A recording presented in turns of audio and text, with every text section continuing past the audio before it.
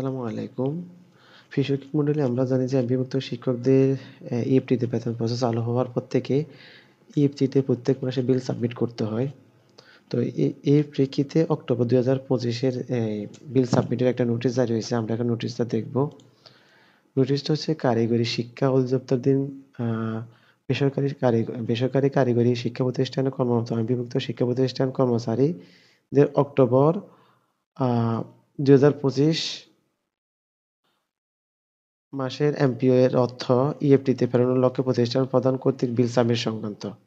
তো এটা আমরা যদি যে মাস থেকে আমাদের বিল সাবমিট করতে হয়, সেই মাস থেকে যারা কাজ করেন তারা এটা সম্পর্কে ভালো জানেন যে কিভাবে বিল সাবমিট করতে হয়। শুধু যারা নতুন তাদের ক্ষেত্রে হয়তো তারা একটু সমস্যা পড়ে। তো এটা একটা ইজি প্রসেস। আপনারা একবার দেখে নিলেই পারবেন। আজ